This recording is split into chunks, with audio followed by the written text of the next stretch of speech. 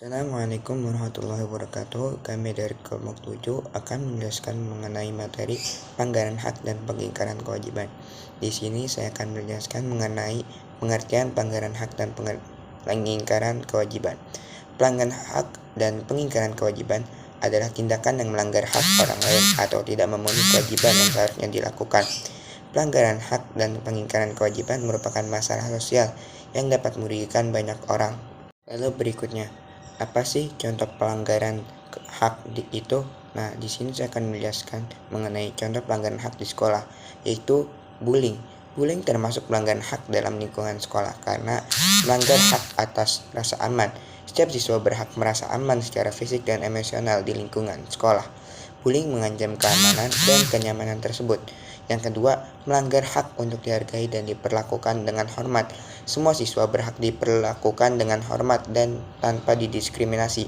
Bullying sering melibatkan penghinaan, merendahkan, dan diskriminasi terhadap korban. Lalu yang ketiga, menghambat hak untuk mendapatkan pendidikan yang layak. Korban bullying sering merasa takut datang ke sekolah atau kesulitan berkonsentrasi yang bisa berdampak negatif pada prestasi akademik mereka. Lalu yang keempat, merusak lingkungan belajar yang positif. Sekolah seharusnya menjadi tempat yang mendukung perkembangan karakter dan sosial. Bullying menciptakan suasana negatif yang merugikan semua pihak.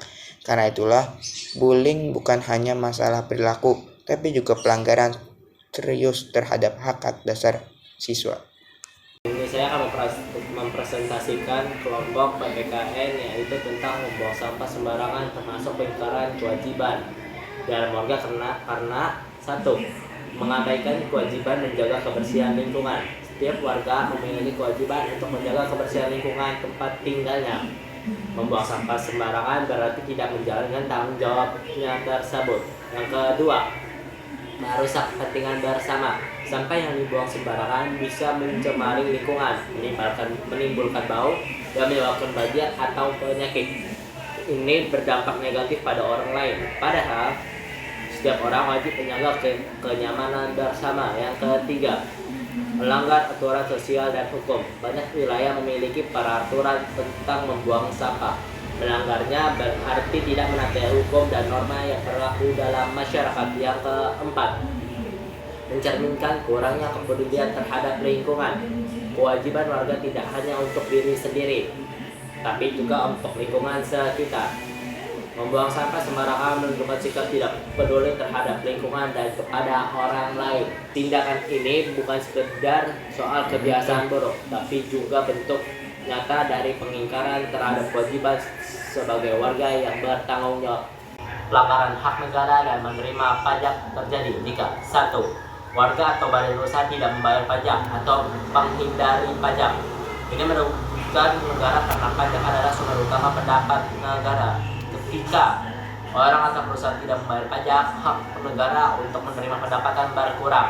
Yang kedua, melakukan pengelapan pajak atau tax evasion, menyembunyikan penghasilan, memasukkan laporan keuangan, atau oknum petugas pajak agar tidak membayar sesuai ketentuan adalah bentuk pelanggaran terhadap hak negara.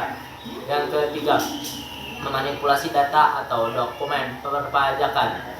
Jika seseorang dengan sengaja memberikan informasi yang tidak benar atau hoax dalam laporan pajaknya, maka itu melanggar hak negara untuk memperoleh jumlah pajak yang benar. Yang keempat, kurangnya kesadaran dan kepatuhan pajak dari negara. Ketika banyak orang tidak sadar akan kewajibannya, penerimaan negara menurun, sehingga hak negara untuk mengelola dan menggunakan pajak demi kepentingan rakyat tidak bisa dijalankan dengan maksimal. Kesimpulannya yang saya baca adalah pelanggaran hak negara dan menerima pajak adalah segala bentuk tindakan yang menghambat atau merugikan negara dalam memperoleh pajak secara adil dan sesuai ketentuan hukum. Hal ini berdampak langsung pada kemampuan negara untuk membiayai pembangunan dan pelayanan politik. Contoh pelanggaran kewajiban di sekolah yaitu merusak fasilitas yang ada di sekolah. Mengapa merusak fasilitas yang ada di sekolah termasuk dalam contoh pelanggaran kewajiban di sekolah? Karena yang pertama, melanggar tanggung jawab sebagai warga sekolah. Setiap warga sekolah, baik itu guru, murid, kepala atau wakil kepala sekolah, caraka, satpam, dan penjaga kantin diwajibkan untuk menjaga dan merawat fasilitas yang ada di sekolah. Karena itu bukan hanya tanggung jawab caraka, tetapi semua warga sekolah yang berada di lingkungan sekolah tersebut. Yang kedua, mengabaikan aturan yang berlaku. Siswa dan siswi diwajibkan untuk menaati peraturan untuk tetap menjaga kebersihan sekolah. Merusak fasilitas sama saja dengan tidak mematuhi peraturan yang ada di sekolah tersebut. Yang ketiga, merugikan kepentingan bersama, seperti merusak sarana dan prasarana termasuk dalam contoh pengingkaran kewajiban di sekolah karena bisa mengganggu siswa lain yang tidak bisa belajar dengan nyaman. Yang keempat, menyalahgunakan kepercayaan sekolah. Siswa dan siswi diberikan kepercayaan untuk bisa menggunakan sarana dan prasarana tersebut untuk menuntut ilmu.